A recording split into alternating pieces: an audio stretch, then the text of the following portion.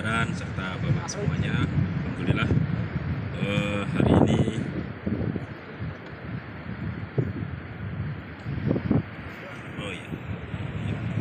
baik. Alhamdulillah hari ini kita bisa berkumpul di tempat ini. Ini baru pertama kali saya kesini. Begitu masuk ke sini kesan pertama, wah biasa jalannya.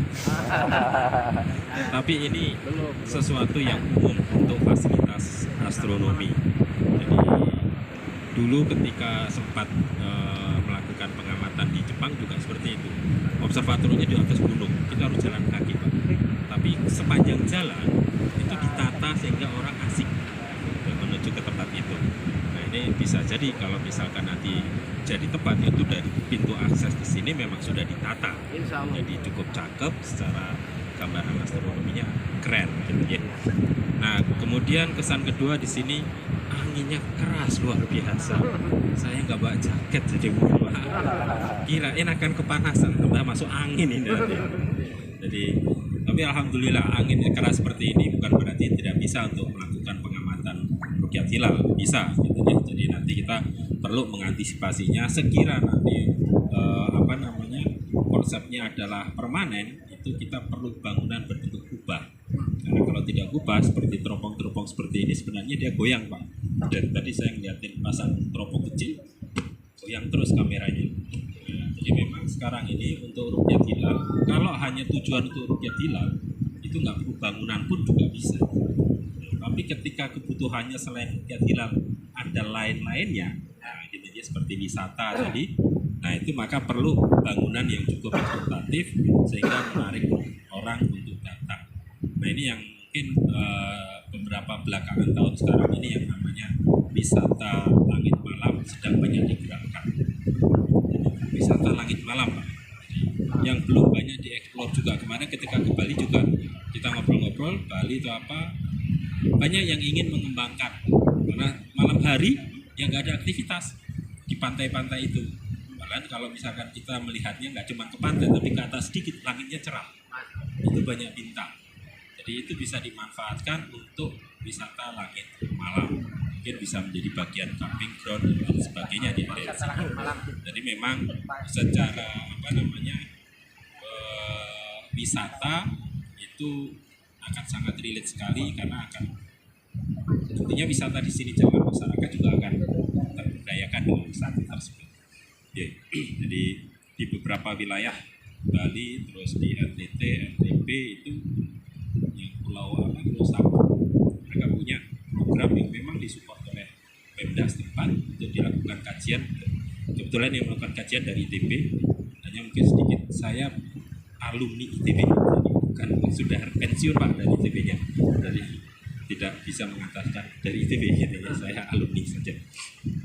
Nah itu sekarang sedang direncanakan juga pembangunan observatorium di pulau tersebut dan semoga di sini nanti ke depan bisa dibangun. Syukur nanti kalau Kementerian Agama bisa kontak pusat, Pak.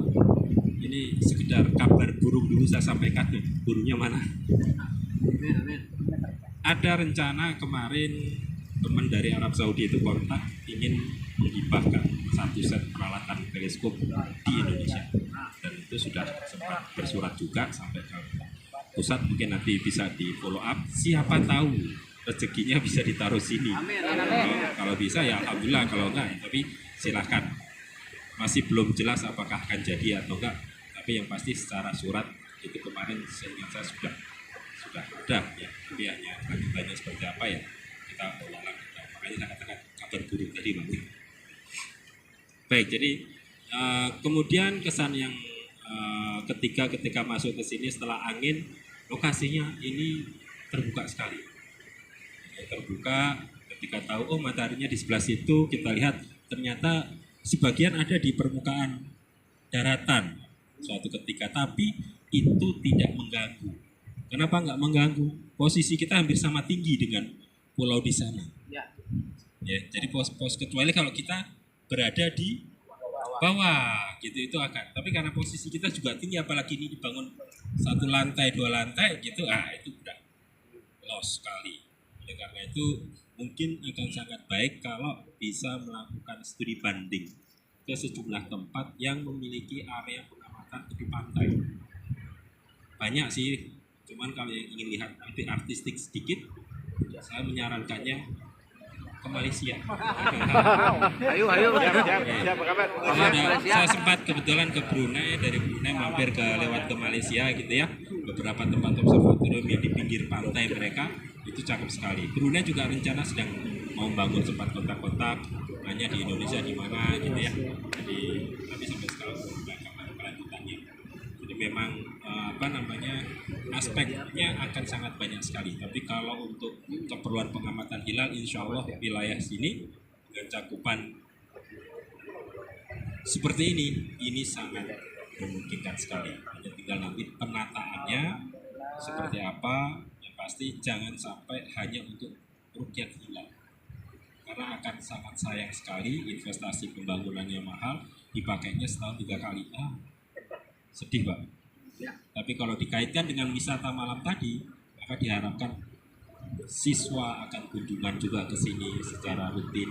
Apalagi kalau sampai ada namanya planetarium. Itu mau hujan, mau mendung, mau apa, siswa tetap akan datang karena kita di Jawa Barat planetarium seingat saya baru ada di Imah Nawang 1 di Lembang, di tempat saya. Satu lagi di Kerawang kalau nggak salah. Itu juga kecil, nggak ada lagi. Kalau dari sini ingin lihat planetarium, yang paling dekat ya paling ke Bandung, atau kalau mau yang lebih besar ke Semarang. Nggak ada.